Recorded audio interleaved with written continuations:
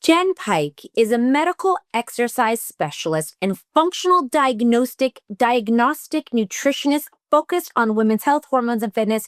She's a best-selling author of The Simplicity Project, The Simplicity Kitchen, and The Simplicity Body, and the founder of the Perimenopause Project, Synced, and the Audacious Women programs that empower women to understand and trust their bodies.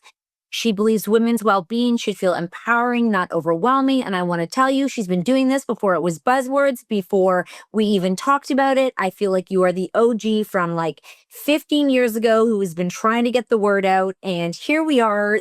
Everyone's talking about it. I know. Well, thanks for having me. I'm excited to be here.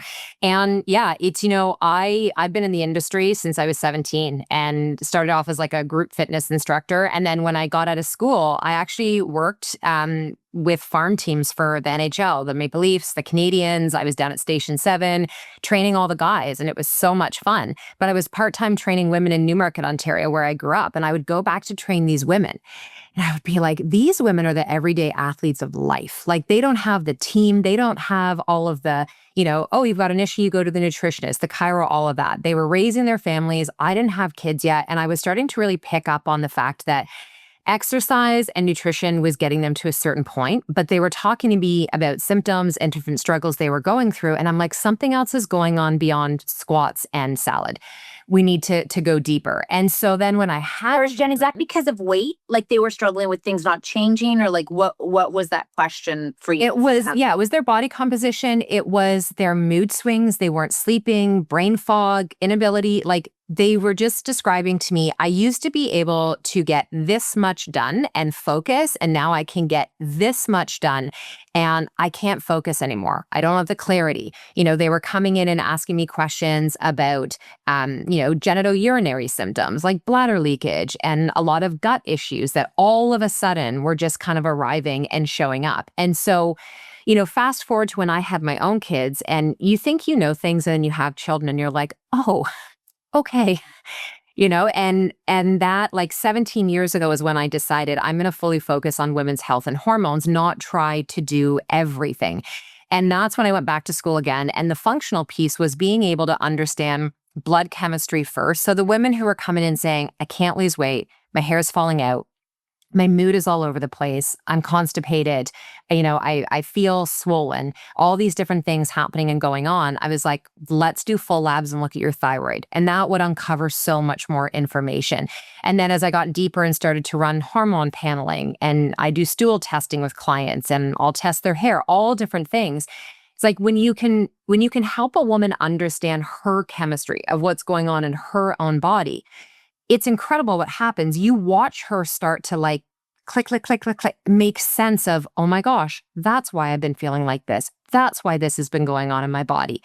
And then she starts to feel empowered instead of feeling crazy. Because unfortunately, when most women are going through different struggles and they go to their doctor, and there are some fantastic doctors who will spend the time listening to a woman and like really taking it in. And oftentimes that's not the case. And so they're like, I've done the thing. I went to advocate for myself, and either they were dismissed, they were told, take this pill, go on this. Let's just put an IUD in and everything will be fine. Maybe we need to talk about doing a partial or a radical hysterectomy. Yeah.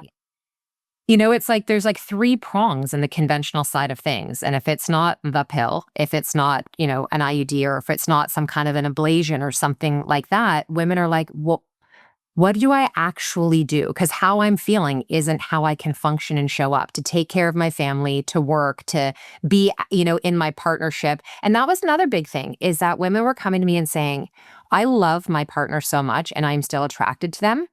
I never want to have sex. And, that was starting to create a division in their relationship. So it's a lot. There's a lot. Oh my gosh. It's like everything you're saying is like, it's so good to talk about it, because everyone always thinks that the experience that they're having, other people aren't having. And you just covering those topics are like, I mean, for me, so much of that it's resonating. It's all the things I'm thinking about or going through. And that means if you didn't know my situation, and you just said that so many women are going through it. It's like you literally just said she just went into a transvaginal ultrasound. Yeah, because I'm like, I'm bleeding so much. And I'm like, there's got to be something wrong. I had a transvaginal ultrasound to try and find the problem.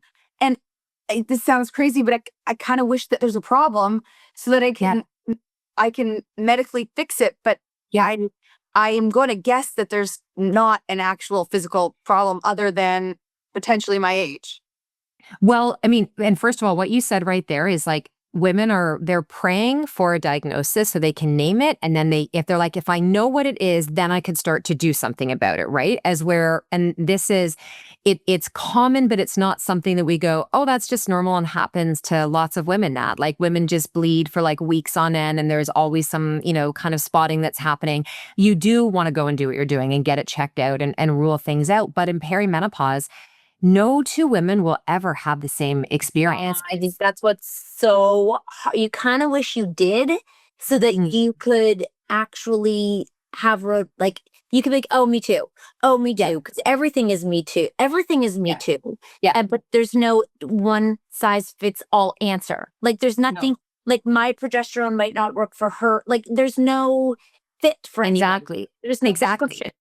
Yeah. And the thing is, when we talk about vaginal bleeding, I mean, this is where being able to take a woman back through her health history timeline and understand, like if I was working with you, I'm so curious. I would be like, how old were you when you got your period? And what were your periods like when you first had them? And, were you on the pill for a period of time? And, what was it like in your pregnancies and postpartum? Those kind of things. Happening so that I can understand a little bit more about the history. And then it's also looking at things like, is there any endometriosis, adenomyosis? When we get to that age and stage where we are in perimenopause, which for women can happen as early as their late 30s and into their 40s, there's so many different symptoms that will happen. Yeah. So, it could be the fact that your estrogen doesn't just fall off a cliff in perimenopause. And this is the misnomer is people think, oh, I just lose all my hormones. It's not how it happens. The first hormone typically that declines is progesterone because as we get to around our mid-30s, we stop ovulating on a regular basis. You wouldn't know this because you'll still get a period for a lot of the time. So you can still bleed, but it doesn't mean you actually released an egg. And if you don't release that egg, you can't produce the progesterone. What women will notice is my mood is not the same. I used to have so much patience. Now I want to kill someone for chewing the wrong way. And God forbid my husband breathe near me, right? They're like, that's not my norm. Why am I feeling like that? They'll notice changes in their cycle where it's like, I used to have a 28, 30-day cycle. Now it comes 25 days, 27. Sometimes I skip one, right? These kind of things start to happen. With estrogen, it typically rides a little high in the beginning. It's like when we go through puberty and when our girls and we get estrogen on board in the beginning, this is where the mood swings, the emotions, all of that happens. Estrogen is a beautiful hormone, but it can make us feel a little unstable. And when we're going through perimenopause, we have highs and we have lows. And the lining of your uterus, this is where we can start to have these changes in the way that we shed. And so it could be something like going on progesterone, which some women are going to do great with oral progesterone. Some women actually need to have it intravaginally, the same capsule. Like, Kat, you could be taking an oral micronized progesterone that does incredible for you, stabilizes your mood, helps you sleep, you feel great. Nat could take that same one and it could actually make her feel a little bit worse. She could get bloating and water retention. You could take that same capsule and she could insert that vaginally and have a completely different experience with it. Yeah. There is even studies right now that they're showing about that same capsule being able to, because some women, everyone's body manages things different. Your body's ability to uptake and absorb something, to detoxify, completely different, which is why it'd be so awesome if it was like, oh, you're in perimenopause. Everyone gets 200 milligrams of progesterone. Yeah, it'd be awesome. It'd be so great. I would sign up. It's kind of like if you have sexual dysfunction in men, there's just a blue pill. It's like, oh, you like there's just something you take, and you're like, okay, you just they don't. Maybe that's not the healthiest way, but they're like, just take it. It's like we're like, maybe we have something, maybe we don't. So it sounds, but so when we hear that, it sounds like it could be such a long journey to find out what works for you. To tell us that that it doesn't have to be that hard, please? It doesn't have to. It honestly really doesn't. But here's the difference. So where it'll take the longest, and this is the hard part, and I work with women all over the world. And so depending on the province, country, and state, it's going to be a little bit different. Currently, if you're in Canada and you're going through the conventional medicine route, it's going to take you a lot longer to get the help that you need because the system is just not set up for that. You can't understand what's going on in a woman's life in 5 minutes. Yeah. You simply cannot, which is why we just get handed a prescription and a pill, and it's like, we'll just wait, watch, and see. Awesome. That sounds like a good plan. As where if you go and you work with a functional medicine doctor or a naturopath, someone which you're paying out of pocket for, you will have minimum an hour with that person to dive deeper. And when we can understand more that's going on, we can give you suggestions right out of the gate to start to do it. We can expedite you getting the transvaginal ultrasound instead of you waiting for this massive period of time. So it's like, as women, we have to learn how to circumvent the system, it shouldn't be that way.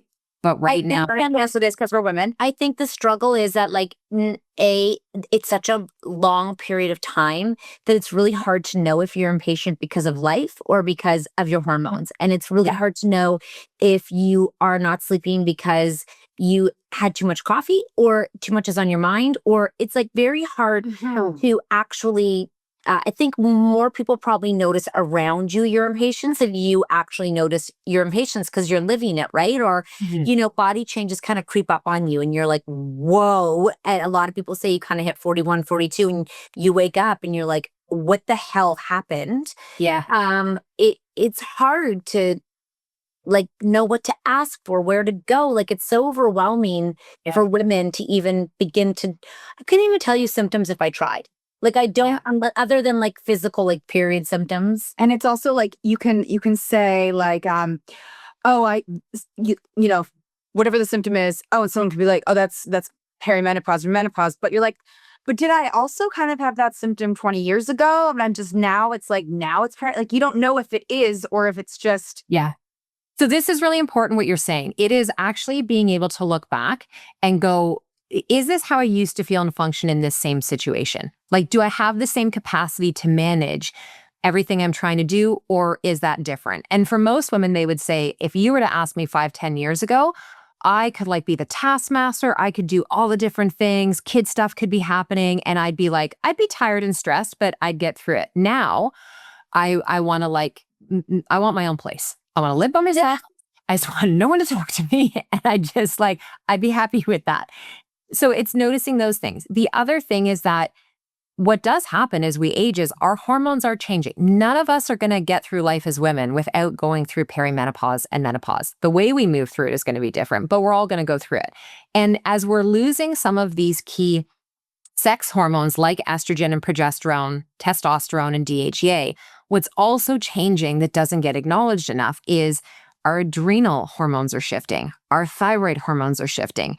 We used to be able to get away in our 20s, 30s, and maybe in your early 40s, kind of grabbing whatever to eat on the go, drinking and not getting good sleep. And then you hit around between 40 and 43 is kind of the average for when it happens. And you're like, oh my God, I can't do it anymore. It takes your body days to recover from the things that you used to be able to get up and just, still cruise into your day. We lose our capacity with some of these hormones to be able to manage the things in life that can just pull on us. And there's also, I think it's awesome what happens. It doesn't feel awesome in the beginning, but when you get in your 40s, you just don't have time for bullshit anymore.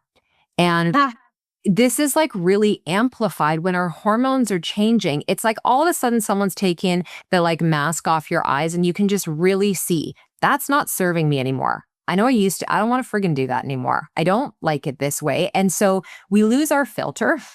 Yes. Yes. Because you also noticed that too, we were saying grandparents, it's like they have golden art. They just say it like it. They just say it, which there is something to be said for that, right? But it is. I mean, so in terms of how we support our bodies as women, I always say, believe your body the first time she communicates with you. So if you are noticing something new or something intensifying, don't just brush it under the rug. ask if you can't get into your doctor right away, who are the women that are in your life who are already on this path that are maybe a little further ahead than where you are? Like, you need to have serious like sisterhood community going through this, because, and this is why I love running groups and doing workshops, because exactly what you said, every woman puts herself like on an island of struggle alone, thinking, I'm the only one going through this. I'm embarrassed. I feel like there could be shame around it. You bring that woman into group with other women, and all it takes is one woman to ask the question someone else is embarrassed to ask, to share the story. And like, I have goosebumps even saying it. One woman, and you just watch it, and now everyone is like, me too. Oh my God. And now what you've done for that woman sitting in the room who's been feeling so alone is you've made her realize, okay, this is not just me. And if it's not just me, and this woman is sharing that, then there is hope for me. There is something that I can go and do. And so, it makes me so sad for those women who don't feel like they can open up and share. And there's lots of reasons why. For some women, like, I always think of, I had lots of girlfriends growing up where it just was not acceptable and acknowledged or safe to talk about your period in your house or to talk about changes in your body. Well, fast forward to that woman that's lived her whole life through the lens of what was acceptable to talk about. Now she has all these things she doesn't understand going on in her body. And she's still operating from that system where it's not safe to talk about what's going on in your body.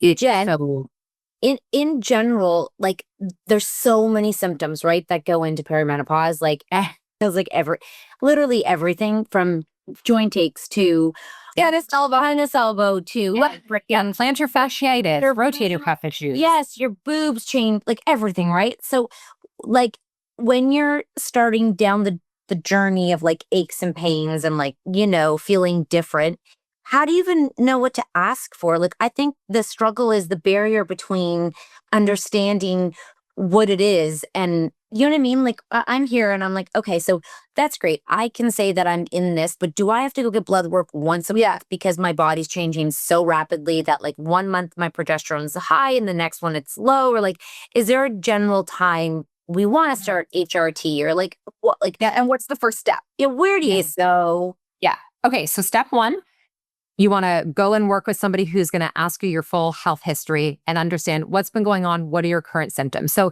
it's a combination of your symptoms combined with running complete labs. Now, you will work with some doctors who go, we don't need to run any labs. We can start you on HRT based on your symptoms.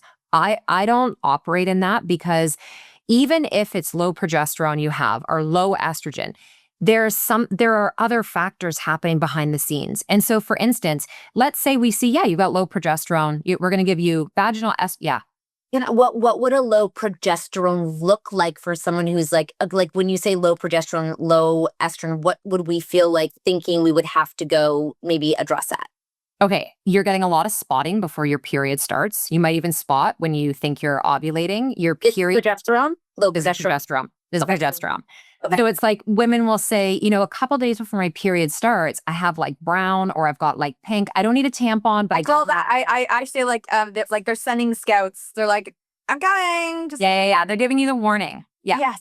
So, but prior, when you were younger, you just got your period. You just had bright red blood, you got your period. When we're getting into perimenopause, that changes. And then what happens is, so your period is one part of your cycle. Your cycle is like first day of bleed all the way through to when you bleed again. Your cycle starts to shorten.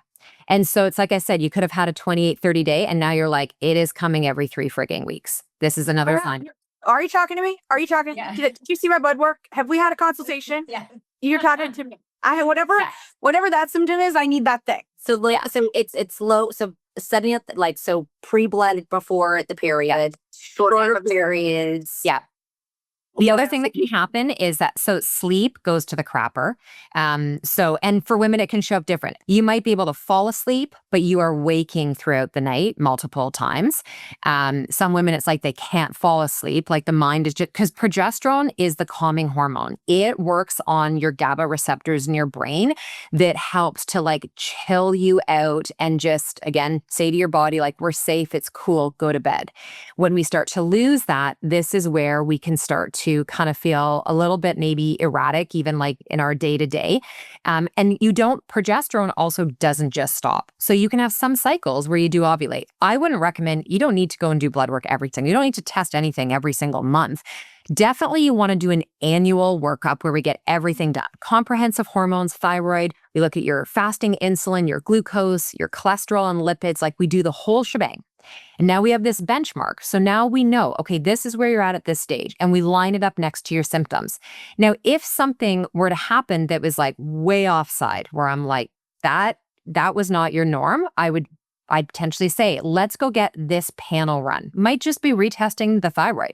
Like if a woman all of a sudden says, I have no energy, like I cannot get up and function without a cup of coffee. I am all of a sudden carrying like 10 extra pounds like that. Nothing's budging. Nothing I do is shifting and working. Hair is falling out, do these types of things. I'll be like, let's go and see if something has shifted within your thyroid. And a full panel. If you go to your doctor, all they're going to test is your TSH. That's just one. Most women, the problem is conversion. They can't convert T4 to T3, which is your body's usable form of your thyroid hormone that supports metabolic health, brain health, all of it. So we would do that. And then from there, sometimes you have to look at other factors, right? So if you've got someone who has a lot of digestive issues, so many women, they have inconsistent, bowels, they have new food sensitivities they've never had before. A lot of women we work with, they're like, I don't even know when I can leave the house because if I eat something, like, I am like, where is every public bathroom?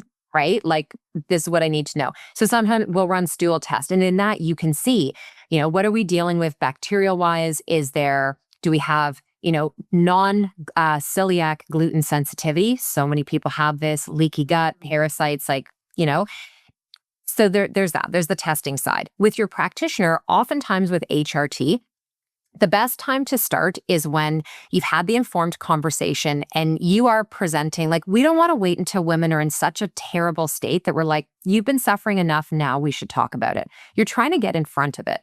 And so those changes with the period, the mood, typically progesterone is brought in first. Progesterone helps to work on estrogen receptors. So let's say you have a woman who has those symptoms, plus she has night sweats.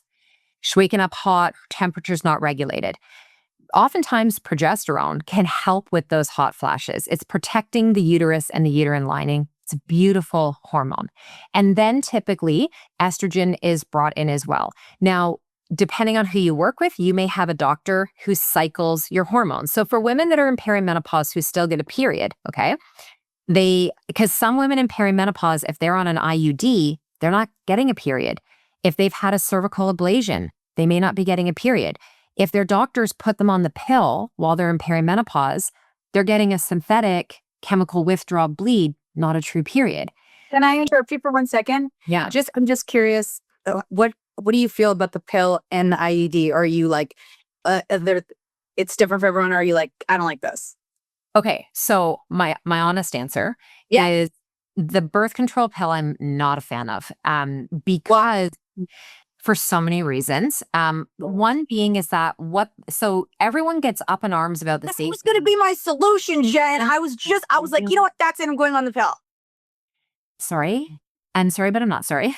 You don't. Okay, here's what I'm going to say. If you were to say to me, this bleeding's out of control, I cannot function, and we're in the midst of trying to figure, for some women, if it is impacting the way you're moving through your life, potentially you can bring a low dose pill in to just create some kind of regularity for a moment. But what you have to understand is you can't stay on that throughout. You're not staying on the pill into your 50s. So the bigger question is, you don't have a deficiency of the pill, which is why you're having these problems. So if we don't understand why this is happening in your body and work through that lens, we're just putting a big ass Band-Aid on it. And the pill, what it does, this is how the pill works. The pill goes to your pituitary, which is a gland in your brain, and it shuts down ovulation completely using synthetic hormones. So you don't ovulate at all. Well, what's one of the main issues we're struggling with in perimenopause? Irregular ovulation. The other thing is that your thyroid stimulating hormone is produced in the same gland in the brain. So we impact thyroid function. It works on the gut very similar to how an antibiotic would in terms of shifting your gut microbiome. So if you have the gut issues, pill's not going to be an awesome solution. There are some women though that in perimenopause, they're like, look it, I absolutely cannot get pregnant. And they can't tolerate an IUD. So I don't want to say like, again, I don't know every single woman suffering. In most cases though, what I don't love is when it's given to women kind of like, I don't know what else to do with you, so we're just going to give you the pill. It's like if you take your daughter who has horribly painful periods, she's got acne, all these different things, and they're like, yeah, we just put her on the pill without understanding all the downstream impacts of that. So it's like we bookend women. Oh, you're this age in the beginning, we just put you on the pill. Oh, you're this age at the end, we just put you on the pill. So I would explore other options. An IUD can work for some women. There's different types. You can have a hormonal IUD like a Mirena, which is the most common, or you can have a copper IUD, which has no hormones. Some women, they're like, it changed my life. It helped with everything. It worked great. Other women, not so much. So yeah, that's right. But coming back to HRT, it's that cycle of where progesterone, estrogen comes in. Now there's all different types. Some women, they may do a gel, they may do, a patch, they may do a spray, they may do it topical. Vaginal estrogen is separate from systemic estrogen that we would use. Vaginal estrogen is brought in for painful intercourse, super dry, urinary tract infections that keep showing up, yeast issues. Like you're just like all of a sudden, like, why is my vagina so angry? Like what is going on down there? And it's because estrogen is very lubricating. It's why our skin is amazing. We have lots of estrogen. And then as we age, we're like, oh my God, like where's the collagen gone? I need estrogen and start putting it on my face. Yeah, you can. Estriol, right? And this is the thing is now estriol. So many women. So it's like your vaginal estrogen, you can take it off. Right? Is it a cream you put on your face? Yeah. Yes? For real? Yeah. You for real. You're not gonna, you can talk to your doctor. I mean, and I know you both work with Jennifer as well, but like, yeah, there's estriol, which is E3. There's different types of estrogen that, can be applied to the face. It's already on the market. Sprigsy, there's actually a cream for it. Yes. Yeah. Is that Spora? It's everywhere. Yeah. Thanks. Do you have a favorite? Forget my Let's talk about the face. Forget aging.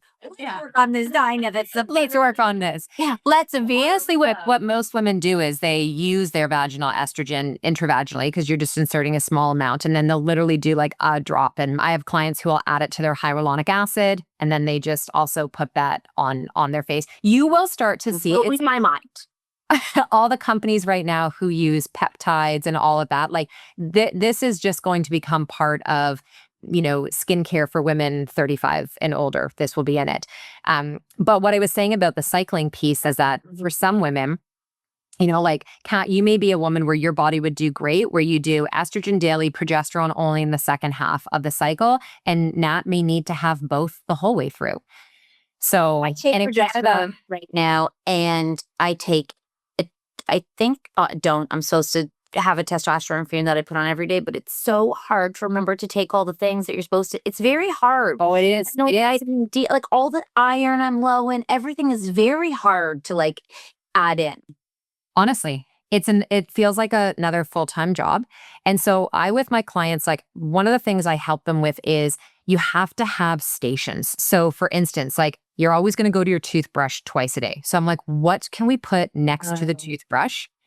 Right? Like my progesterone, it is next to the toothbrush, right? My magnesium, like those things, morning and night, what do I need? Toothbrush. And then where do you go in the kitchen every morning? So if you go to the coffee pot, your little station should be right next to the coffee, right? So it's like creating, for me, like I'm sitting here talking to you at my desk, in my office, there's certain things I use to support cognition because I'm teaching and training a lot. I'm not keeping that in the cupboard where I can't see it. I have it right in front of me. So when I sit down here, I'm like, oh shit, I need to go and take that. What is that you're using for your brain? This is lion's mane. This is mushrooms. I just do some shrooms every day but they're not those kind of shrooms. They're not fun shrooms. Jerky tail. Yeah, they're yeah. I'm looking at things for the dog too. Turkey tail, all those things are supposed to take for their joints and their things and it's super anti-inflammatory. So I'm always looking at, I don't love to over supplement people. Again, we have to ask the question like iron. I mean, we could do a whole episode just on iron because iron is so nuanced. Rarely have I seen in all my years of clinical experience testing blood, urine, stool, and hair, that when we give women supplemental iron tablets or capsules, that their iron actually raises. I don't see it a lot. And it's like, why do we have low iron? Well, sometimes if you have very heavy periods, and now you're at this point where you're getting periods closer and closer together, you're bleeding more often, and that can take its toll. If you've had universal low iron because you don't eat meat, that'd be different scenarios. So if you're not eating red meat or the food sources of iron, then potentially we're looking at bringing in an iron supplementation. For some women, liquid is going to be better than capsule. And here's the question you have to ask. It's like, if your digestive system and gut is already having a hard time breaking down food that you're literally chewing, you don't have enough stomach acid, and you're having a hard time to break, how are we expecting our body to break down all these capsules, all these pills, all these tablets? So for me, I look at, can we do a liquid, a tincture, a powder first so I can bypass all the digestive work and literally get it into your body? So we're just like taking the load off your system. Iron, it can be a little bit tricky in where we can start doing, a liquid base one, but I'm not doing just iron. I wouldn't be going, we're just going to give you iron and you're good. You have to look at the cofactors, like vitamin C helps absorb iron. If you're not someone that's eating animal-based products, then we have to try to look at what are the other, plant-based iron-rich sources that we could bring in. What can we add into smoothies? What can we, like those kind of things to try to amp it up.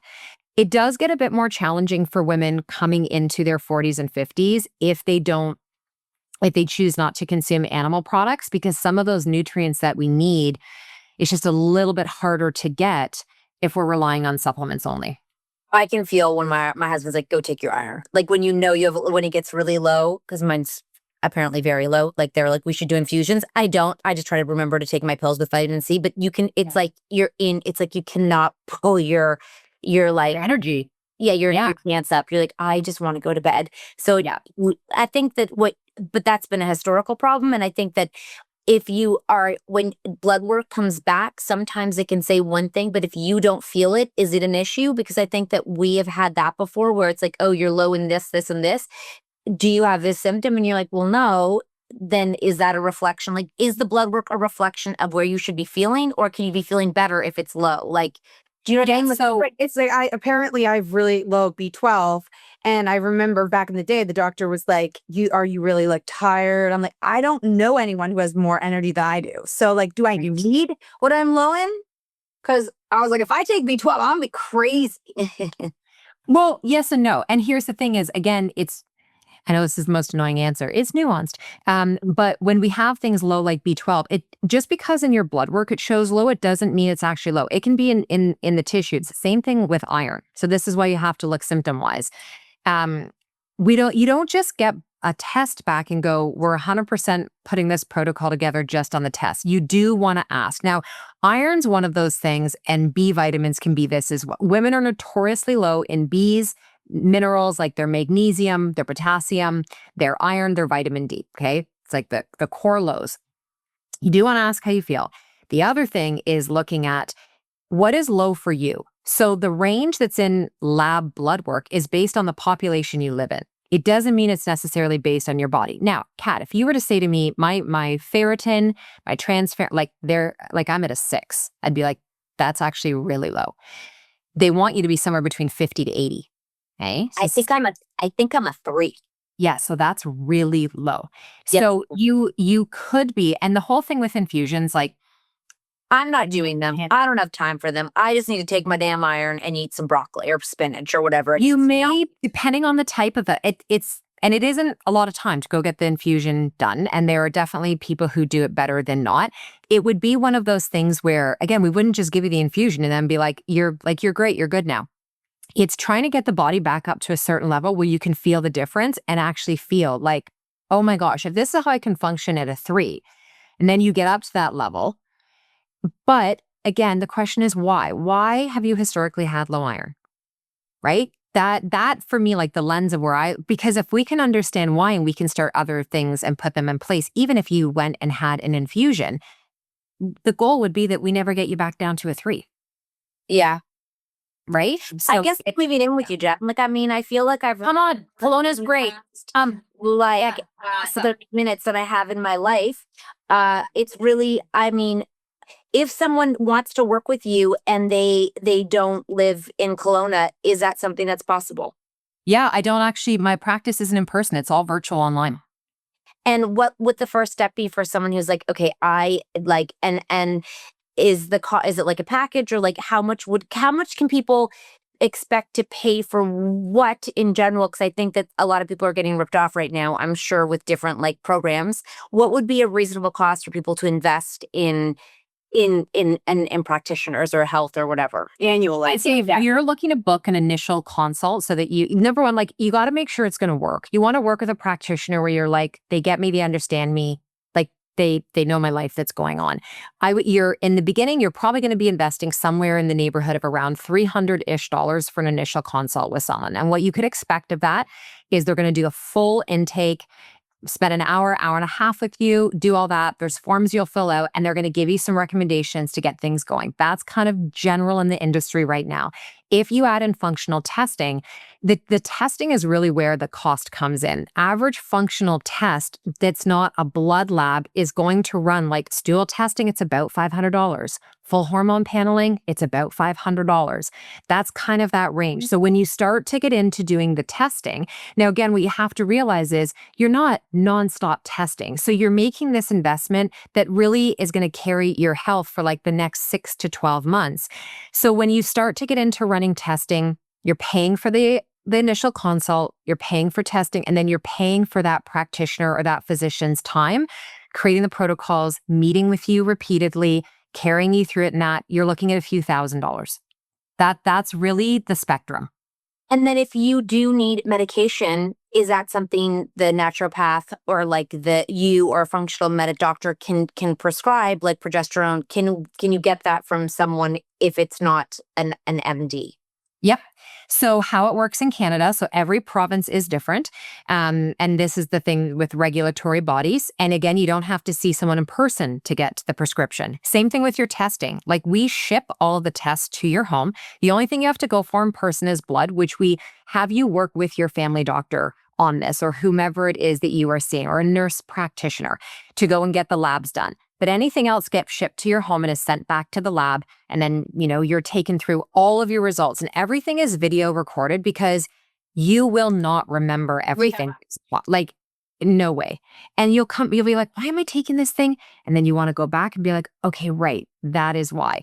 So in Canada, every province is a bit different in terms of who you go to. We help you set up your healthcare team. So if you're in an area where I'm like, I don't have a practitioner that's there, reaching out into that community, being like, who can this person go to? In the US, it's state to state governed as well. Now, we do have accessibility to online care now in the last couple of years, which has been incredible. There in the US, there's MIDI Health, there's MyAlloy, there's Wyona, there's Felix in Canada, where if you don't have a doctor, because a lot of people don't have a doctor right now. Wow. In Kelowna, to get a doctor, we've been here 3.5 years. We're still on a waiting list. We're still on a waiting list. Oh my gosh. Now, I don't panic about that because we have an ND. I do what I do I have a great community of practitioners that I'm linked with. Jen, I have to go to the bathroom so badly. You're good. You go. It's not me. But for the people, oh my God. So you would tell them what to prescribe, basically. We would give them this is what we're looking for. We need to have this done. And then that practitioner. Yeah. But Felix Online, you can actually book in with one of their physicians, with a medical doctor. They would take you through their thing in that. And you are able to actually get what you need prescription wise. Wow. Yeah. It's come a long way. Yeah. And so people, where can they go to start this process with you? So I have a team as well. So me personally, I have a wait list right now, but the best place to connect, because we can help connect them, JennPike.com is the website, but Instagram is one of the best places to connect with me, which is at Jenn Pike. Myself and I have team who goes in and helps support to answer questions that are in there. And I always say to people, like, we will do our best. We don't know everything. We can't do everything. What we do really well, which is women's health and hormones, and to help connect you back to someone that my greatest wish for women is, I know we're just like, just tell me the thing to take and I'll go and take it. You want to be educated. So it's strategy with education. Yeah. I really appreciate that. And it didn't, what you used to do didn't make sense until you get there, because you don't understand you take it all for granted how easy everything works in your body until it doesn't. And then it's like so confusing, because I don't think we ever checked in with our bodies before. It was just kind of like what you just lived life. Yeah. And there's so much that I think we've probably all ignored. And when you think about medical history, it's kind of hard to think about, because us as women often don't think about ourselves in terms of like our own bodies, right? We're so in tune with everybody else. So, I mean, if you're younger and you're listening to this, that is such a huge take home, is to like really dial in and think about yourself as one of your children, and how dialed in you are to them when you see their changes in their moods and their, like, I think it's something that we all take for granted, and it makes so much sense now. And it's kind of sad that we can't reflect, because we never thought about it, like you never think about it as like something that's important, because no one else values it. So it's so hard to reflect on that. And it's, as women, like we're such martyrs in our life trying to just take care of everyone else. And, I always say to the women, and this is one of my favorite things about the work that I get to do, is if I help mom, I help the whole family. I have one person I have to care about, which is the woman of the household. And then she gets to share that wisdom with her children, right? And change the way maybe her daughter's going to move through things in her body. And like, I have one of each. I have a son and a daughter. And, my son knows far more about periods than he would like to. He'd probably love to get that information out of his head, but it's really important. And when you help mom, you take care of her, you take care of the whole family. Well, we appreciate you so much. Let me tell you, the boys are a whole different conversation in hormones. I just said to Natalie, I'm like, I think he's going through a growth spurt, because I've never met his brain is not there. I'm like, are we growing right now? Because your brain has walked out of the house. Oh, yeah. Wait, and it stays out for a little while. And then every now and again, you get a glimpse and you're like, it's back. And then the next, you're like, oh, it's gone. It's literally gone. I have never experienced this in my life. It's gone. I'm like, hello? And it's like, what? I'm like, oh my God. Anyways, we appreciate you so much. And I thank you for the time and the insight and the wisdom. And, it's very validating. And it was an amazing conversation. And I think you gave a lot of people something to think about and actually dig into. And even if you just start to think about yourself, we have a win. Yeah, absolutely. Well, thank you so much for having me. I really appreciated chatting with you both. Bye, Jen. God, you're glowing, Jen. I'm going to get estrogen and third on my face. I'm not even going to wash my hands if it's for my vagina. You know what I mean? I'm just going to go. It's probably magic, If you have vagina juice on your face, magic. That's it. That's it. Thanks, Jen. All right. See you later. Take care.